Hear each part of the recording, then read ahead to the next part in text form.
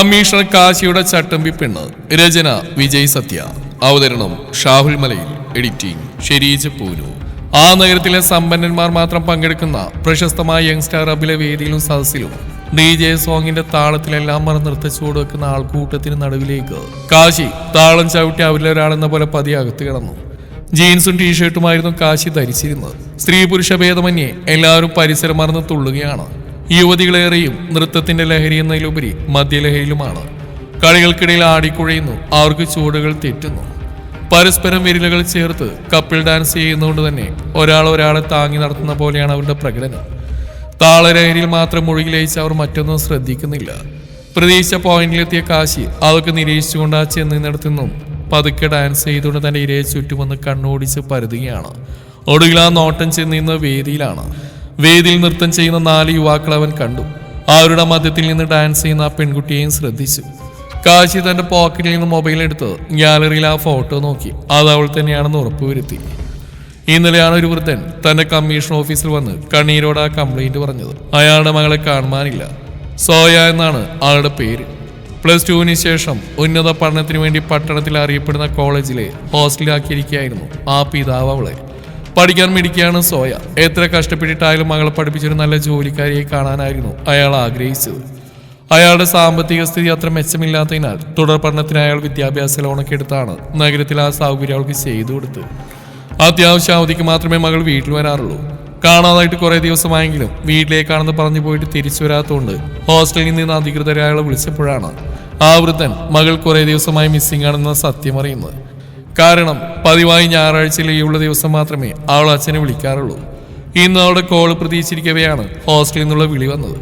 ആൾക്ക് എന്തു പറ്റിയെന്നറിയാൻ അതിനുശേഷം അയാൾ മകളെ ഫോണിൽ കുറെ തവണ വിളിക്കാൻ ശ്രമിച്ചു. സ്വിച്ച് ഓഫ് ആയിരുന്നു. തുടർന്നാണ് അയാൾ തന്റെ ഓഫീസിൽ പരാതിയുമായി വന്നത്. മകളെക്കുറിച്ച് വൃദ്ധം നൽകിയ വിവരത്തിന്റെ അടിസ്ഥാനത്തിൽ പോലീസ് അന്വേഷിച്ചപ്പോഴാണ് പെൺകുട്ടി ആ പട്ടണം വിട്ട് പോയിട്ടില്ലെന്ന് മനസ്സിലായത്. അയാൾ നൽകിയ അവളുടെ ഫോൺ നമ്പർ സദാസമയം സ്വിച്ച് ഓഫ് ആണെങ്കിലും ഇടയ്ക്കിടെ ഒരു പ്രത്യേക സമയത്ത് പ്രത്യേക സ്ഥലത്ത് വെച്ച് ഓണാകുന്നത് കമ്മീഷണർ കാശി ശ്രദ്ധിച്ചു. ആ ഏരിയ മുഴുവനും സുഖഭോഗികളുടെയും മദ്യമതിരാശികളുടെയും വിഹാര കേന്ദ്രങ്ങൾ നിറഞ്ഞതായിരുന്നു. പലയിടത്തുനിന്നും സമ്പന്നർ ബോറടി മാറ്റാൻ വിലപിടിപ്പുള്ള കാറിൽ പണച്ചാക്കുകളുമായി വന്ന് ചൂതാട്ടം നടത്തുന്നു. ശരീരസുഖം തേടുന്ന ഇവിടമാണ്. ധാരാളം മസാജ് സെന്ററുകളും മയക്കുമരുന്ന് മാഫിയകളുടെ താവളവും അദൃശ്യമായി അവിടെ പ്രവർത്തിക്കുന്നുണ്ട്. അങ്ങനെയാണ് അത്തരം സ്ഥാപനങ്ങളിൽ ഏതെങ്കിലും ഒന്നിൽ പെൺകുട്ടിയുടെ നിഗമനത്തിൽ പോലീസ് എത്തിയത്. ആ അന്വേഷണത്തിന്റെ ഭാഗമായിട്ടാണ് കാശി ഇവിടെ എത്തിച്ചേർന്നത്. ഫോൺ ഓൺ ആകുമ്പോഴുള്ള ലൊക്കേഷൻ ട്രേസ് ചെയ്തുകൊണ്ടാണ് ആ സ്ഥലം മനസ്സിലാക്കിയത്. ആളെക്കുറിച്ച് കോളേജിലും ഹോസ്റ്റലിലും അന്വേഷിച്ചതിൽ നിന്ന് കിട്ടിയ വിവരം അനുസരിച്ച് പോലീസിന്റെ ഊഹം ശരിയാണെങ്കിൽ കോളേജിലെ മയക്കുമരുന്ന് റാക്കറ്റുകളെ മയക്കുമരുന്ന് നൽകി അടിമയാക്കി ഇപ്പോൾ തങ്ങളുടെ ഇംഗിതത്തിന് വേണ്ടി അവൾ അവിടെ ഉപയോഗിക്കുന്നുണ്ടാവാം. ഒരുപക്ഷെ ഡാൻസ് അറിയുന്ന അവളെ അവരിപ്പോൾ അവിടെ ഏതോ കേന്ദ്രത്തിൽ ക്ലബ് ഡാൻസിന് വേണ്ടി മയക്കുമരുന്ന് നൽകി വശംവതയാക്കി ഡാൻസ് ചെയ്യിപ്പിക്കുന്നതായും സംശയിക്കുന്നുണ്ടായിരുന്നു. ഇപ്പോൾ അത് സത്യമാണെന്ന് തെളിഞ്ഞു. കാശിക്ക് അവളുടെ ഇപ്പോഴത്തെ അവസ്ഥ കണ്ട് ദുഃഖം തോന്നി. സമൂഹത്തിൽ മാന്യമായി പഠിച്ചുകൊണ്ട് ജീവിച്ചിരുന്ന ഒരു പെൺകുട്ടിയെ വെറും മയക്കുമരുന്നിന് വേണ്ടി ജനങ്ങളുടെ മുമ്പിൽ അർത്ഥനഗ്നയായി തുള്ളിക്കുന്ന കാഴ്ച. കാശി ആലോചിച്ചു, ഇവരെ എങ്ങനെ അറസ്റ്റ് ചെയ്യും? അല്പം കോംപ്ലിക്കേറ്റഡ് ആണ്. പുറത്ത് താൻ തയ്യാറാക്കിയ പോലീസ് സംഘം വാഹനവുമായി റെഡിയായിട്ടുണ്ട്. മദ്യപാനികളായ പലരും എങ്ങനെയാണ് റിയാക്ട് ചെയ്യുന്നതെന്ന് അറിയില്ല. സാധാരണഗതിയിൽ ഇറുക്കിടിൽ നിന്ന് പ്രതികളെ അറസ്റ്റ് ചെയ്ത് കൊണ്ടുപോയെന്നത് ദുഷ്കരമാണ്. നേരത്തെ തയ്യാറാക്കിയ പ്ലാൻ അനുസരിച്ച് കാശി ഒരു സിഗ്നൽ കൊടുത്തപ്പോൾ ഒരു പോലീസുകാരൻ പോയി DJ സോങ് പെട്ടെന്ന് ഓഫ് ചെയ്തു. പെട്ടെന്ന് താളം മുറിഞ്ഞ നൈരാശ്യത്തിൽ ഡാൻസ് കളിക്കുന്നവർ ഒച്ച വെച്ചു. പിന്നെയെല്ലാം വളരെ പെട്ടെന്നായിരുന്നു. ഞൊടിയിടയിൽ കാശി ഒരു സംഘം കമാൻഡോകളും വേദിയിലേക്ക് ചാടിക്കയറി. വേദിയിലേക്ക് 4 യുവാക്കളെയും പിന്നെ ആ പെൺകുട്ടികളെയും കസ്റ്റഡിയിലെടുത്തു. വനിതാ കമാൻഡോകൾ ആ പെൺകുട്ടികൾ കയ്യിലുണ്ടായ ഗൗണിടാൻ നൽകി. അതുകൊണ്ട് മദ്യപാനികൾ ഇരച്ച് വേദിയിലേക്ക് കയറാൻ ശ്രമിച്ചു. പെട്ടെന്ന് കാശി തന്റെ സർവീസ് റിവോൾവർ എടുത്ത് ആകാശത്തേക്ക് 2 റൗണ്ട് വെടിതീർത്തു. അനങ്ങിപ്പോരുത്!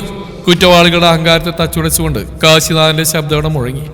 വന്യമായ ഒരു ഗർജനത്തോടെ അവൻ ആ തെമ്മാടികൾക്ക് നേരെ തിരിഞ്ഞു. ഇത് കേരള, ഇവിടെ നിയമം നടപ്പിലാക്കാൻ പോലീസുണ്ട്. നിങ്ങളുടെ തോന്നിവാസങ്ങൾക്കോ അക്രമങ്ങൾക്കോ ഇവിടെ സ്ഥാനമില്ല. ഞാൻ സിറ്റി പോലീസ് കമ്മീഷണർ കാശിനാഥനാണ്. ഇത് നാടിന്റെ കാവൽക്കാരനായ പോലീസുകാരാണ്. പോലീസുകാർ യൂണിഫോമില്ലാത്തതുകൊണ്ട് ഏതോ അക്രമകാരികളെന്ന് കരുതിയായിരുന്നു ജനങ്ങൾ ഇരച്ചു കയറാൻ ശ്രമിച്ച്. വേഷം കണ്ട് പ്രതികൾ രക്ഷപ്പെടാതിരിക്കാൻ വേണ്ടിയാ ഞങ്ങളിങ്ങനെ വന്ന്. പ്രതികളെ കോളറിൽ തൂക്കി പിടിച്ച് നിൽക്കുന്ന മഫ്തിയിലുള്ള കമാൻഡോ പോലീസുകാരെ ചൂണ്ടിക്കാണിച്ച് കാശി ജനങ്ങളോട് പറഞ്ഞു. ആ വാക്കുകൾ അന്തരീക്ഷത്തിൽ തറഞ്ഞുന്ന നിമിഷം ആൾക്കൂട്ടത്തിന് നടുവിൽ പെട്ടെന്നൊരു ശ്മശാന മുഖത പടർന്നു. യാതൊരുവിധ മുന്നറിയിപ്പുകൾക്കോ ദീർഘമായ സംഭാഷണങ്ങൾക്കോ മദ്യപാനികളുടെ പ്രതികരണങ്ങൾക്കോ കാത്തു നിൽക്കാതെ കാശിനാഥനിൽ പ്രമുഖനായ കുറ്റവാളിയുടെ കോളിൽ കുത്തിപ്പിടിച്ചു. ഒരു ചാക്കേട്ട് പോലെ അവന് വലിച്ച് പോലീസ് ജീപ്പിനടുത്തേക്ക് കൊണ്ടുപോയി. എന്നാൽ അപ്രതീക്ഷിതമായി ആ തെമ്മാടി തന്റെ സർവ്വശക്തിയും എടുത്ത് ഇണയിൽ സൂക്ഷിച്ചു വെച്ചിരുന്ന പിച്ചാത്തിയെടുത്തൊന്ന് ആഞ്ഞു വെട്ടി. അവനെ കോളലിന് കുത്തിപ്പിടിച്ച് കൈകൊണ്ട് തടയേണ്ടി വന്നു. കാശിനാഥന്റെ ഇരുമ്പ് മുഷ്ടിയിൽ നിന്ന് കുതറി മാറിയവൻ കാശിയുടെ കൈത്തണ്ടിലേക്ക് ശക്തമായ ഒരു അടിവെച്ചു കൊടുത്തു. പക്ഷേ കാശിനാഥനെ വീഴ്ത്താൻ ആ കരുത്ത് പോരായിരുന്നു. ഒരൊറ്റ നിമിഷത്തിന്റെ 100-1 കൊണ്ട് അവൻ ആക്രമണം തടഞ്ഞു. ഒട്ടും പതരാതെ ആ തെമ്മാടിയുടെ കൈ പിടിച്ച് തിരിച്ച് തല ജീപ്പിന്റെ ബോണ്ടിലേക്ക് അമർത്തിയതോടെ അവന്റെ സകല പ്രതിരോധവും തകർന്ന് തരിപ്പണമായി. കുറെ നേരം തറയിട്ട് കാശി ബോണ്ടിൽ വെച്ച് അവന് വേദനയുടെ സ്വർഗം കാണിച്ചു. അവൻ ഒച്ച വെച്ച് നിലവിളിച്ചു. തുടർന്ന് അവനെയും ബാക്കിയുള്ള കൂട്ടാളികളെയും കൂടെയുണ്ടായിരുന്ന പോലീസുകാർ ജീപ്പിലേക്ക് വലിച്ചിട്ടു. പോലീസ് സംഘം വണ്ടിയിൽ കയറിയുടൻ കാശിനാഥൻ ആക്സിലേറ്റർ കാലമർത്തി. വലിയൊരു ചെറുക്കോടുകൂടി ജീപ്പ് ടാറിട്ട റോഡിലൂടെ മുന്നോട്ട് കുതിച്ചു പാഞ്ഞു. രാഷ്ട്രീയ ഭൂകമ്പവും ഭീഷണിയും അന്ന് കാശിനാഥ് നടത്തിയ അറസ്റ്റും അതിനെ തുടർന്നുള്ള കണ്ടെത്തലുകളും കേരളത്തിന്റെ രാഷ്ട്രീയ മണ്ഡലത്തിൽ സമാനതകളില്ലാത്തൊരു ഭൂകമ്പമാണ് സൃഷ്ടിച്ചത്. പുറത്തു വന്ന ഓരോ വിവരങ്ങളും അധികാര കേന്ദ്രങ്ങളും ഞെട്ടിക്കുന്നതായിരുന്നു. സംസ്ഥാനത്തെ പല പ്രമുഖ ധനാഢ്യന്മാരുടെയും ഭരണകക്ഷി MLA-മാരുടെയും ബന്ധുക്കളുമാണ് ആ കേസിൽ നേരിട്ട് പങ്കാളികളായിട്ടുള്ളത്. ഈ വാർത്ത കാട്ടുതീ പോലെ പടർന്നോടെ സമൂഹത്തിന്റെ നാനാഭാഗങ്ങളിൽ നിന്നും വലിയ പ്രതിഷേധങ്ങളും ഭരണകൂടത്തിനെതിരെയുള്ള ചർച്ചകളും ഉയർന്നു വന്നു. സ്റ്റേഷനിൽ തന്നെ മേശപ്പുറത്തിരുന്ന ഫോൺ വലിയ ശബ്ദത്തോടെ ബെല്ലടിച്ചപ്പോൾ കാശിനാഥൻ അതിലേക്ക് ഉറ്റുനോക്കി. ഡിസ്പ്ലേയിൽ തെളിഞ്ഞ മറ്റാരുമല്ല, ജില്ലയിലെ പോലീസ് മേധാവിയുടെ ഓഫീസിൽ നിന്നുള്ള നേരിട്ടുള്ള കോളായിരുന്നു അത്. ജില്ലാ പോലീസ് സൂപ്രണ്ടായിരിക്കുമെന്ന് കരുതിയായിരുന്നു കാശി ഫോൺ എടുത്ത ഉടൻ മറുതലക്കുന്ന DIGയുടെ അധികാരകർവുള്ള ഉയർന്ന ശബ്ദം സ്റ്റേഷൻ മുറിയിൽ മുഴങ്ങി. കാശിനാഥ, ഞാൻ ഉത്തരമേഖല DIG രംഗനാഥനാണ്. അറിയാം, സാറിന്റെ ശബ്ദം കേട്ടപ്പോൾ എനിക്ക് മനസ്സിലായി. സാറിന്റെ SP ഓഫീസിൽ താൻ ചെയ്ത പ്രവൃത്തിയുടെ ഫലമായിട്ട് എനിക്കിവിടെ വരേണ്ടി വന്നു. എന്താണ് സാർ? എന്താണെന്നോ? നീ എന്താണ് ഈ കാണിക്കുന്നത്? ലൈസൻസോടുകൂടി പ്രവർത്തിക്കുന്ന അബ്ബുകൾക്കാർ വെച്ച കലാപുണ്ടാക്കുക, തോക്കുയർത്തി ഫയർ ചെയ്ത് ഭയപ്പെടുത്തുക, അവിടെ വന്ന കസ്റ്റമേഴ്സിനെ കസ്റ്റഡിയിലെടുക്കുക, ചുമ്മാ ബുദ്ധിമുട്ടിക്കുക, നീതിപൂർവ്വമല്ലാത്ത നീക്കങ്ങളാകാശി നടത്തുന്നത്. ആ പെൺകുട്ടിയുടെ അച്ഛന്റെ പരാതിയുടെ അടിസ്ഥാനത്തിലാണ് സാർ മിസ്സിംഗ് ആയ അവളെ ഞങ്ങൾ കണ്ടെത്തിയതും അതിനെ കാരണക്കാരെ അവരെ അറസ്റ്റ് ചെയ്ത് ലോക്കപ്പിൽ അടിച്ചതും.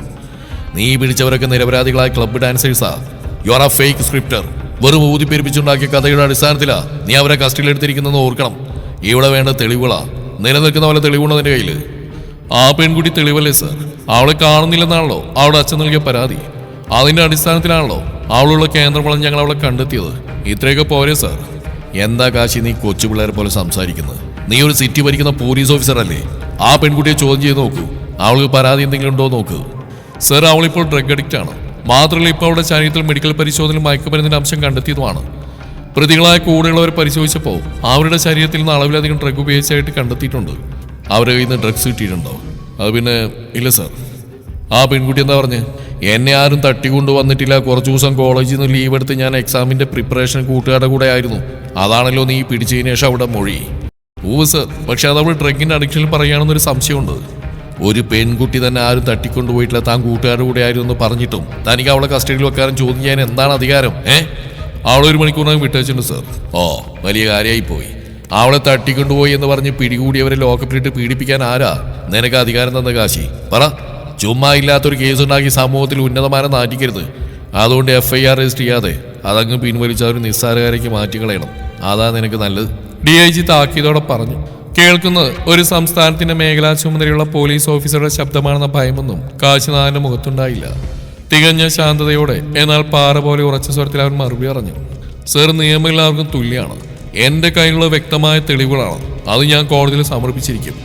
ആരായാലും തെറ്റിയവർക്ക് അർഹമായ ശിക്ഷ ഞാൻ വാങ്ങിക്കൊടുത്തിരിക്കും. ഈ കേസിന് പിന്നിൽ ആരായാലും അവരെ ഞാൻ നിയമത്തിന് മുന്നിൽ കൊണ്ടുവരും. അതുകൊണ്ട് കാശിനാഥനെ സമ്മർദ്ദത്തിലാക്കാൻ നോക്കേണ്ട സാറേ.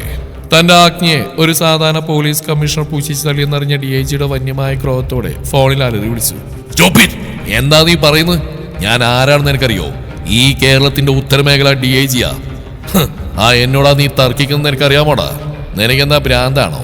ഒരൊറ്റ നിമിഷം കൊണ്ട് നീ നിന്റെ ഉദ്യോഗം അവസാനിപ്പിച്ചത് നിന്നെ സർവീസിൽ നിന്ന് ഡിസ്മിസ് ചെയ്യിപ്പിക്കാൻ എനിക്ക് സാധിക്കും. അതുകൊണ്ട് ഞാൻ പറയുന്ന അനുസരിക്കുക. എനിക്ക് വേണ്ടപ്പെട്ട പലരുടെയും മക്കളതിലുണ്ട്. എത്രയും പെട്ടെന്ന് ഈ കേസിൽ നിന്ന് അവരെ മോചിപ്പിക്കുക. അതിനു പകരം വേറെ ആരെങ്കിലും ഒരാളെ നീ പ്രതിയായിക്കോ. എത്ര പ്രതികളെ വേണമെങ്കിലും ഞാൻ നിനക്ക് തന്നുവിടാം.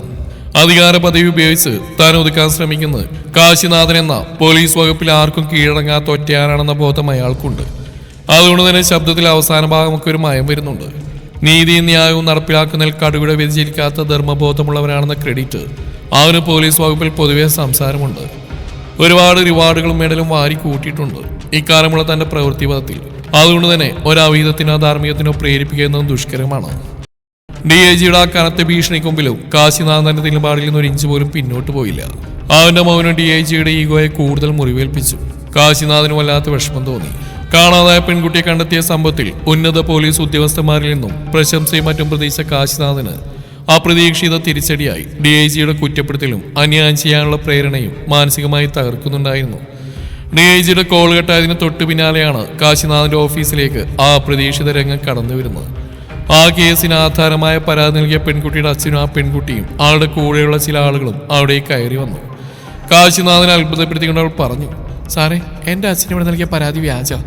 എന്നിട്ട് അവൾ ലോക്കപ്പ് നോക്കി പറഞ്ഞു, എനിക്ക് ഇവരോടൊരു വിരോധമില്ല. ഇവരൊക്കെ എൻ്റെ കൂട്ടുകാരൻ സർവോപരി എൻ്റെ കൂടെ ഡാൻസ് ചെയ്യുന്ന സഹപ്രവർത്തകരുവാ. അത്രയും പറഞ്ഞ് അവൾ അച്ഛൻ്റെ നേരെ തിരിഞ്ഞ് പറഞ്ഞു, അച്ഛാ, കമ്മീഷൻ സാറിനോട് ആ പരാതി തിരിച്ചു വാങ്ങിയേക്ക്. ശരി മോളെ. സാറേ, എനിക്കൊരു തെറ്റ് പറ്റിയതാ.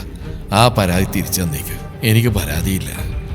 ആ പിതാവ് മകളുടെ വാക്ക് കേട്ട് ഒരു യന്ത്രം കണക്കെ യാതൊരു ജാളിതമില്ല ആ കമ്മീഷണർ കാശിയുടെ നേരെ കൈ നീട്ടി. പരാതിയില്ലാതെ തന്റെ മകളിൽ നിന്ന് രാവിലെ ആകാശത്ത് പൊട്ടി വീണതാണോ തന്റെ വീട്ടിലേക്ക്? എടോ, ഇവിടെ തലനിര മയക്കുമരുന്ന അതിന്റെ പുറത്തായി ഇങ്ങനെയൊക്കെ പറയുന്നു. നാണമില്ലല്ലോടോ തനിക്ക്? തന്തയാണെന്ന് പറഞ്ഞ് നടക്കുന്നു. എത്ര തന്നടി അവന്മാര്? കാശ് കണ്ടപ്പോ നിന്റെ കണ്ണു മഞ്ഞളിച്ചു അല്ലേ? സ്ത്രീകളുടെ വില കളയാനായിട്ട് ഓരോരോ ജന്മങ്ങള്. പുന്നാര മോളെ, ഈ സിസ്റ്റത്തിന് നീ ഒന്നിനും കൊള്ളാതെ ആക്കിയല്ലോ. വൃത്തികേട്. അവിടെ ഒരു മദ്യവും മയക്കുമരുന്നും ഡാൻസും കണ്ടവർക്ക് വഴങ്ങി ഉളുപ്പില്ലാതെ കാശും വാങ്ങി. ഇതിലും ഭേദം. ദേഷ്യം കൊണ്ട് ബാക്കി കാശ് പൂർത്തിയാക്കാനായില്ല. മേശപ്പുറത്ത് അയാളുടെ പരാതി കടലാസ് എടുത്ത് അയാളുടെ മുഖത്തിന് നേരെ വലിച്ചെറിഞ്ഞു കൊടുത്തു. കൊണ്ടുപോയിക്കോ, ഇതിൻ്റെയൊക്കെ അവസാനം എന്താണെന്ന് എനിക്കറിയാം. അപ്പം മോങ്ങിക്കൊണ്ടുവരരുത്. ദേഷ്യം കൊണ്ട് അവന്റെ ശരീരം വിറക്കുന്നുണ്ടായിരുന്നു. നമുക്ക് പോവാച്ചാ, ഇയാൾക്ക് വട്ടാ. ശബ്ദം കുറച്ച് അവസാന ഭാഗം പറഞ്ഞ കാശി കേട്ടിരുന്നു. തുടരും ഈ കഥയുടെ ബാക്കി ഭാഗം നാളെ ഇതേ സമയം.